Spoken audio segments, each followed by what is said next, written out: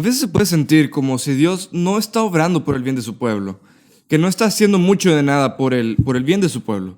Recuerdo una vez que sentía que Dios no estaba haciendo mucho en mi propia vida y estaba frustrado. Y recuerdo leer Jeremías capítulo 50 y hay un texto en Jeremías 57 en el cual describe a Dios como una habitación o un campo, en algunas traducciones, de justicia. Recuerdo pensar en mi frustración en ese momento. Sabes, Dios, si eres como un campo a veces. A veces parece que solo estás ahí parado sin hacer nada, sin importar lo que quiero que hagas.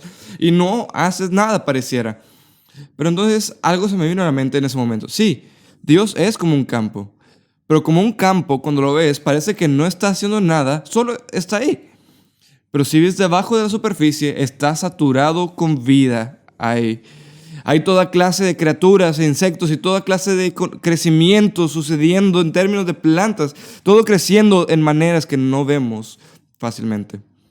No pretendo que Jeremías estaba haciendo ese su punto principal en Jeremías capítulo 50, pero sí pienso que era parte del punto de Jesús cuando estaba haciendo en Juan capítulo 5, cuando dijo esto: mi Padre siempre está trabajando, mi Padre siempre trabaja. Al ver la historia de la iglesia, creo que es de mucha ayuda recordar esto. En ocasiones se puede sentir como si Dios no estuviera haciendo mucho. Pareciera que la iglesia estaba corrupta y había toda clase de abuso de poder y todo eso. Y a pesar de todo, Dios estaba obrando de manera verdadera y auténtica por el bien de su pueblo. Lo que quiero hacer en nuestro tiempo juntos en esta sesión es ver a algunas personas de la Edad Media, un periodo de tiempo en el que para muchos de nosotros pareciera que Dios no estaba haciendo mucho, y demostrar que aún durante ese tiempo, que pudiera parecer tan oscuro para muchos de nosotros, durante ese tiempo Dios estaba haciendo cosas increíbles por su pueblo. Veamos alguna de estas cosas. Quiero que veamos primero que nada y reconozcamos que Dios está obrando en la vida de los monjes. Hablamos un poco de diferentes sesiones sobre los monjes y quiero que nos demos cuenta que Dios está obrando en ellos. Algunos de ellos ser misioneros, y mi monje misionero favorito es Bonifacio. Bonifacio nació en Inglaterra, era un monje que enseñaba en una escuela, la cual estaba en un monasterio. Y llegó al punto en el que el encargado del monasterio, quien era conocido como el abad, lo que un abad es una palabra que significaba padre, y era la persona que estaba encargada del monasterio. Y el abad en este monasterio murió, y querían que Bonifacio reemplazara al abad del monasterio, y Bonifacio no quería hacerlo. Así que terminó dirigiéndose a Roma y eventualmente darse cuenta que su llamado era a ser misionero. Y el Papa en Roma lo llamó a ser misionero a los alemanes. Así que una de las cosas que Bonifacio hizo fue irse de misionero a los alemanes. Así que en este lugar particular, los alemanes tenían un árbol que consideraban como un árbol sagrado, y era el roble de Thor. Y Bonifacio fue a este árbol que reverenciaban los alemanes a su alrededor, y los llamó y dijo: que Dios me castigue si su Dios es un Dios verdadero, que me haga caer como muerto si corto este árbol. Así que Bonifacio tomó un hacha y comenzó a derrumbar el roble de Thor. Y mientras estaba cortándolo, un viento fuerte vino y arrancó el árbol y derrumbó el árbol, y las personas a su alrededor reconocieron el poder del Dios verdadero y pusieron su fe en Jesucristo. Y lo que Bonifacio hizo después de que este árbol cayera y estas personas hubieran puesto su fe en Jesús, les construyó una iglesia, un edificio para la iglesia hecho de este árbol que había sido una vez el roble de Thor. También tenía un pariente cuyo nombre era Liboa, y la convenció de cruzar el Canal de la Mancha. Ellos eran de Inglaterra y la convenció de venir junto con otras 11 monjes a construir una comunidad que incluía no solo un monasterio, pero también un convento.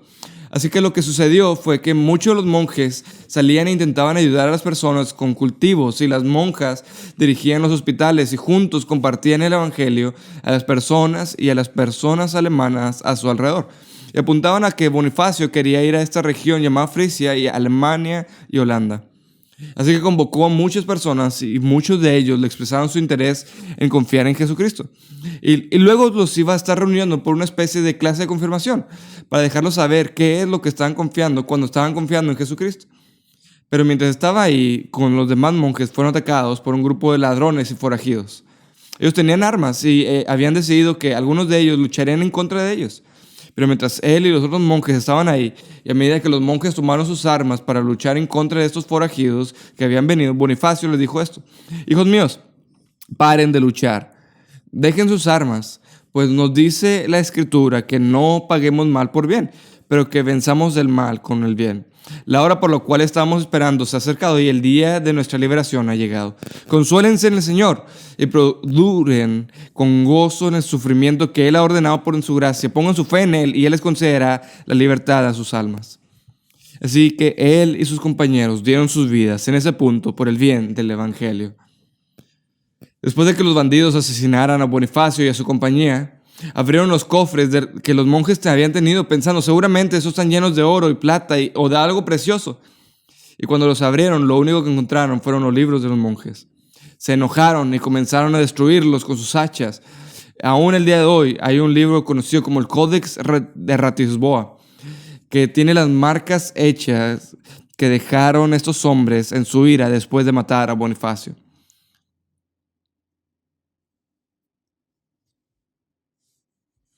Los monjes occidentales no fueron los únicos misioneros. En 862, los obispos de Constantinopla enviaron a un hombre llamado Cirilo como misionero a los eslavos en Moravia.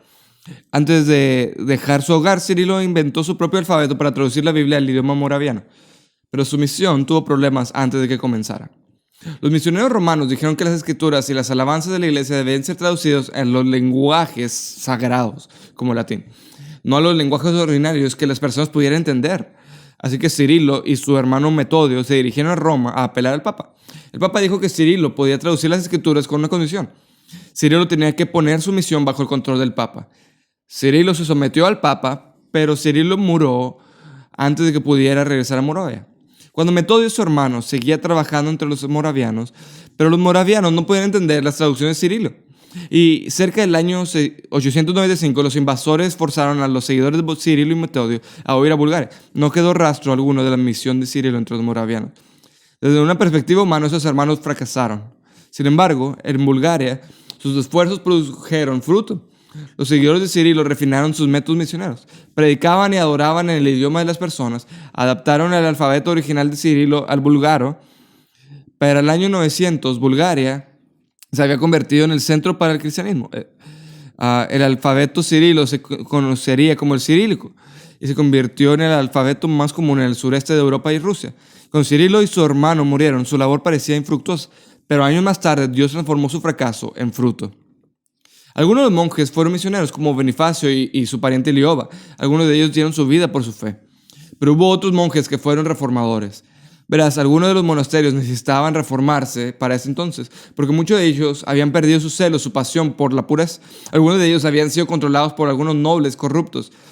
En el año 909 había un hombre llamado el duque Guillermo de Aquitania, y él decidió que quería fundar un monasterio nuevo. Así que asignó a un hombre llamado Bernón para dirigir su monasterio. Y Bernón le trajo noticias desagradables al duque Guillermo. Y las noticias era que el mejor lugar para el monasterio era Cluny. El área de Cluny era donde el duque Guillermo tenía sus perros de cacería. Pero por lo que se opuso y dijo: ese es mi terreno de cazar primario, ese es mi terreno de caza que uso primordialmente. Es justo donde tú quieres construir tu monasterio. Y Bernón dijo: proveer para tus perros de cacería no te proveerá una recompensa entera, pero para proveer para los monjes puede. A lo que Guillermo respondió después: a todos los pensadores es claro que la providencia de Dios ha provisto que hombres ricos, para que por medio de sus posesiones, si las usen correctamente, puedan ser capaces de merecer recompensas eternas. Yo, Guillermo, conde y duque por la gracia de Dios, he considerado correcto que ofrende una porción pequeña para la ganancia de mi alma. Vemos un par de cosas en estas palabras del duque Guillermo. Primero, alguien que tiene un deseo genuino de hacer algo bien. Pero también vemos en parte por qué es que las personas hacían lo correcto. No como una respuesta a la gracia de Dios, sino para ganarla. Pero aún así, el Guillermo dio su tierra de Cluny para el monasterio, para que este nuevo monasterio fuera construido. Se los dio y para asegurarse de que nadie lo pudiera controlar, de que ningún noble corrupto lo controlara, de que permanecía en las manos de estos monjes. Él lo entregó y entregó el título de propiedad a los apóstoles Pedro y Pablo. Así los monjes no estarían sujetos a algún poder terrenal. Y de hecho él dijo, si alguno intenta retomar esa tierra, que sufra la ira de Dios y que experimente en su propio cuerpo putrefacto e invadido con plagas. Así que el duque Guillermo estaba bastante serio de asegurarse que nadie pudiera controlar este monasterio en particular. Y lo que pasó en Cluny es un énfasis muy fuerte en pureza absoluta. Y esto causó una especie de avivamiento. Y a lo que me refiero con un avivamiento es que las personas comenzaron a comparar a sus sacerdotes u obispos a la pureza y santidad de los monjes en Cluny. Y el hambre de santidad que las personas vieron en Cluny influenció a las personas a querer más reformas radicales en la iglesia, querer una pureza en sus líderes en la iglesia, y comenzaron a demandar eso. Y todo eso comenzó cuando un duque cambió a sus perros de caza por un monasterio lleno de monjes. Pero aún Cluny se enfrentó a algunas dificultades. Unos cuantos años después de todas esas reformas en el monasterio de Cluny, estas comunidades se hicieron tan populares que cada miembro de la realeza en Francia quería patrocinarlos. Y para los 1000, los monjes y las monjas en Cluny no estaban trabajando, ya no estaban cuidando a los pobres como lo hacían al principio, y las paredes de las capillas estaban repletas de oro y joyas, porque todos querían ser el patrón de esa comunidad en particular. Así que en el año 1098 hubo cerca de 21 monjes de Cluny que decidieron que querían regresar a la visión original de esta comunidad. Así que desarrollaron una nueva comunidad religiosa cerca de la ciudad Cistercium o Cister en Francia, y fueron conocidos como los monjes cistercienses. Su regla era ser tan estrictos al punto de que dejaran la apariencia de riquezas y no querían siquiera teñir sus túnicas, así que usaban sus túnicas blancas. Al día de hoy, los monjes cistercienses usan sus túnicas blancas provenientes de este deseo a no verse de ninguna manera como si tuvieran alguna riqueza.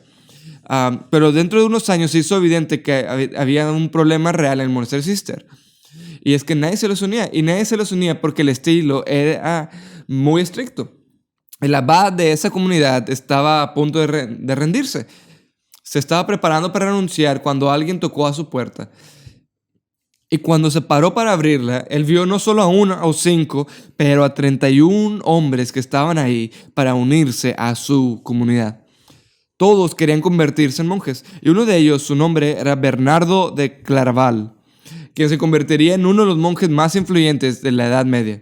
En un sentido, Bernardo era casi como si gobernaba a la iglesia romana por varias décadas, y él criticaba el estilo de vida tan espléndido de Cluny, pero una de las cosas que es importante de él es el grado en el que intentó enfocar a las personas a amar a Dios. Él decía, la razón de nuestro amor por Dios es Dios, pero cada alma que busca a Dios ha sido anticipada por Él, y Él los buscó antes de que comenzaran a buscarlo. Él llamaba a las personas no a intentar obedecer para ganar el favor de Dios, pero amar a Dios y que las buenas obras fluyan de este amor por Dios. Bernardo veía el amor de Dios como tan importante, y nuestra respuesta de amor por Dios, que hablaba de 4 niveles de amor divino. Él dijo, todos comienzan con un amor a ellos mismos, buscando su propio bien. Dijo, ahí es donde todos comenzamos, todos nosotros, pero nos amamos por nuestro propio bien. Él dijo, mientras vamos entendiendo a Dios y Dios nos atrae a sí mismo, podemos terminar amando a Dios por nuestro propio bien. Y eso es, amamos a Dios por lo que podemos obtener de Dios. Y continuamos de amar a Dios por Dios a solo amarlo por quien es, al ser atraídos hacia el amor de Dios. Eventualmente nos vamos a un cuarto nivel de amor divino. Ese es un amor por mí mismo o amor por mi vida, por el bien de Dios. A lo que se refiere con eso es simplemente que sea lo que sea que suceda en mi vida, lo que sea que venga, amo a Dios por igual. Amo lo que pasa en mi vida porque sé que viene de la mano de un Dios que me ama. Así que comienzas a ver que a causa de la influencia de Bernardo, aún el arte de la iglesia comienza a cambiar. Donde antes habían mostrado a Dios como un juez airado y a Jesús como un juez airado, más y más comienzas a ver imágenes que también incluyen no solo la santidad de Dios, pero también el amor de Dios, aún en el arte de las iglesias. Así que Dios estaba obrando entre los monjes. Estaba obrando entre los monjes misioneros. Él estaba obrando en los monjes que fueron reformadores. Hay otra área en la que Dios estaba obrando en verdad, aún en la Edad Media. Y eso es entre las personas conocidas como los mendicantes. Para entender lo que es un mendicante, primero hay que entender qué sucedía en la economía de ese momento. La tierra estaba cediendo su lugar al dinero como la medida de riqueza. Puede que pienses, ¿qué diferencia hace que la tierra fuera la fuente de riqueza y que después sea el dinero? Bueno, hace una diferencia enorme porque la riqueza se vuelve portable. No puedes transportar un campo o una casa de un lugar a otro de manera fácil, pero puedes transportar monedas y cosas como esas. Así que a medida de que la tierra ceda el dinero, tienes una forma de riqueza más portable. Y eso es otra cosa que sucede cuando la tierra cede el dinero como la medida de valor económico. Las personas se pueden especializar, porque al final no tienes que producir todo lo que comes y todo lo que vives y todo lo que haces, no tienes que producirlo todo por ti mismo o en un área relativamente pequeña. Puedes cambiar dinero para obtener cosas que necesitas. Puedes tener un negocio especializado o tener algo especializado para obtener dinero y comprar lo que necesitas. Ahora, vivimos en este tipo de economía todo el tiempo, así que no se nos hace tan raro que sea de esa manera, pero era una transición, un cambio en la sociedad en la que la tierra era la medida de riqueza y ahora el dinero es la medida de riqueza. Podemos pensar, ¿por qué es que importa y cómo conecta con la historia de la iglesia y estas personas llamadas los mendicantes? Hace una diferencia grande con relación a los mendicantes porque ellos eran personas que viajaban por el mundo predicando. Ellos viajarían predicando. En otras palabras, lo que sucedió es que la sociedad se convirtió más móvil y una sociedad móvil requiere de un predicador móvil, pudiéramos decir. Así que las personas que eran conocidos como los mendicantes viajaban para predicar. Ahora, uno de ellos se llamaba Pedro Baldo. Pedro Baldo. Permíteme contarte un poco sobre Pedro Baldo. Es una historia fascinante. Hubo un cantante en la calle que contaba la historia o actuaba sobre un noble que había dado su riqueza. Y había un hombre llamado Baldo en la audiencia y después fue conocido como Pedro Baldo. Y era un mercantil francés y parece que había sido muy rico. Así que regaló toda su riqueza y se dedicó por completo a Cristo. Él patrocinó una traducción francesa de la Biblia y se convirtió en un predicador. Ahora, Baldo se perturbó al estudiar las Escrituras. Y esto es lo que lo perturbó. No podía encontrar ninguna referencia al purgatorio, aunque era enseñado en la iglesia, y no pudo encontrar ninguna referencia al poder supremo del Papa, aunque eso era lo que se le había enseñado. Y como resultado rechazó ambas ideas. Ahora, su nuevo enfoque en las Escrituras atrajo a un grupo de seguidores que fueron conocidos como los pobres del Lyon. Todos los pobres, incluyendo a las mujeres, aprendieron las Escrituras en su propio lenguaje y comenzaron a compartir el Evangelio con las personas a su alrededor. Eventualmente, Baldo fue al Papa y pidió que aprobara su movimiento. Así que el Papa le dijo, puedes predicar, puedes proclamar el Evangelio, tu grupo puede continuar, pero hay una condición. Solo puedes predicar cuando y donde un obispo te diga que puedes predicar. Ahora, esto no funcionó. Y finalmente algunos de los pobres de León, quienes predicaban todo el tiempo en un lugar donde el obispo no les había pedido que lo hicieran, fueron sacados de la iglesia, excomulgados. Ellos estaban bajo la condenación de la iglesia. Algunos de ellos regresaron a la iglesia romana, pero la mayoría de ellos continuaron predicando a pesar de la condenación. Es muy claro desde sus propios escritos y los escritos de otros seguidores de Pedro Baldo, quienes fueron conocidos como los valdenses, que creían que los puntos esenciales de la fe cristiana. Dice, por ejemplo, en algunos de sus escritos, creemos todo lo que es contenido en el credo de los apóstoles, reconocemos como escrituras canónicas sagradas los textos de la Santa Biblia. Consideramos los sacramentos como señales de cosas sagradas, emblemas visibles de bendiciones invisibles. En otras palabras, los sacramentos, la Santa Cena y el bautismo son símbolos. No hacen algo, sino son símbolos de emblemas visibles de bendiciones invisibles. Así que tenían algunos mendicantes que estaban en un sentido fuera de la iglesia o al menos estaban desafiando la autoridad de la iglesia. Otros que no estaban desafiando la autoridad de la iglesia y un hombre joven que terminaría como un monje mendicante y como un líder, de hecho, de este movimiento. Comenzó como un hijo de un mercantil de 22 años, un soldado de la ciudad de Francia, y su nombre era Giovanni, y su apodo era Francisco, quien fue conocido como Francisco de Asís. Lo que pasó con él es que tuvo una visión mientras viajaba a una batalla del Cristo resucitado. Y después de que tuvo la visión, regresó a casa completamente transformado y absolutamente comprometido a una vida de pobreza. De hecho, cuando alguien le preguntó, ¿por qué estás tan feliz ahora? Él respondió, porque me he casado y con la que me he casado es la dama pobreza. Ahora, fue frustrante para su padre porque cada vez que obtenía dinero de su padre, quien era sumamente rico, él lo donaba, él lo regalaba, él vendía algunas de las telas de su padre para reparar la capilla, él regalaba cualquier cosa que recibía porque se había, en sus propias palabras, casado con la dama pobreza. Así que el padre de Francisco, enojado, lo trajo frente al obispo. Y el obispo y el padre de Francisco y Francisco están reunidos. Y lo que Francisco hace en este momento es algo que no recomiendo hacer delante de tu padre y tu obispo.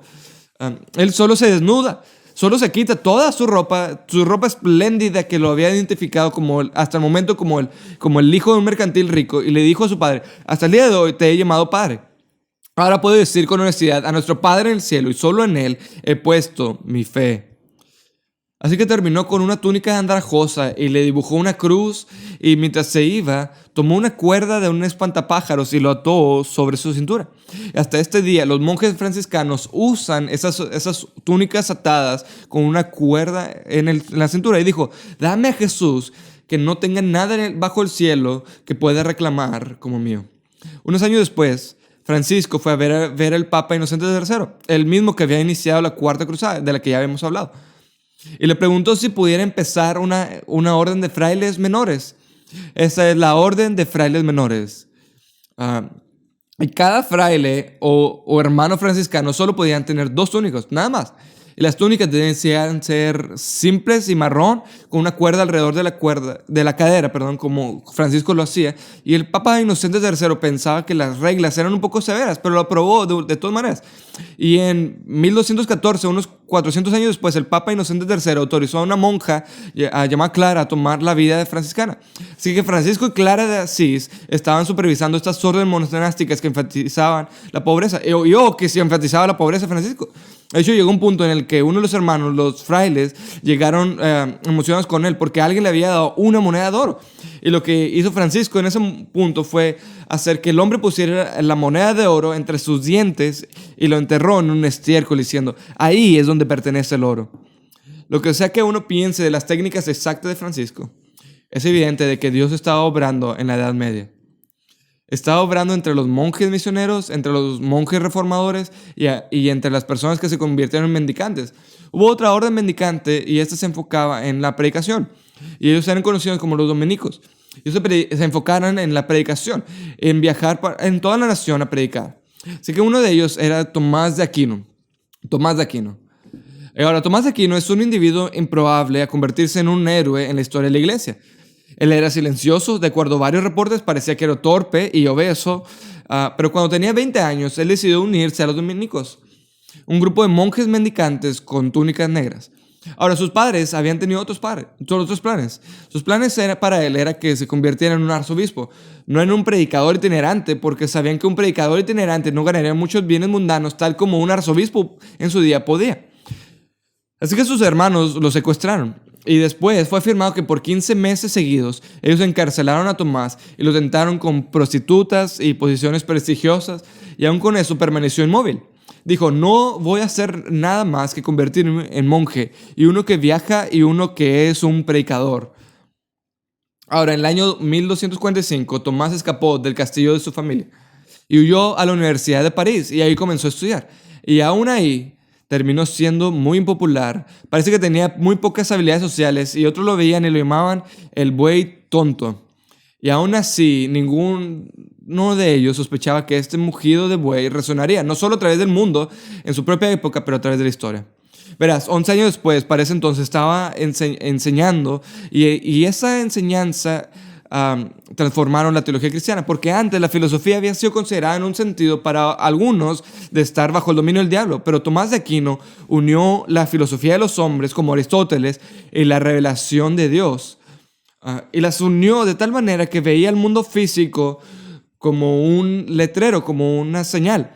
Lo que aprendemos del mundo físico a nuestro alrededor y lo que aprendemos de incluso del mundo pagano es ser capaz de ayudarnos, de entender por qué el orden nos apunta a la realidad.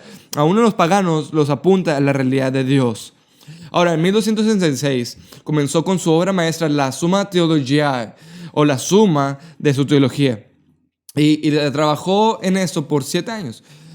Y si ves la traducción al inglés de esta obra, no es solo uno o dos libros, sino que comprende cerca de 4,000 páginas en traducción al inglés. Y aún así, escogió nunca terminar este proyecto en particular.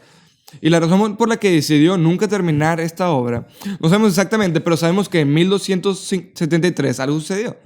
Estaba celebrando la misa de San Nicolás y escuchó una voz hablándole y declarar que solo deseaba a Cristo ahora.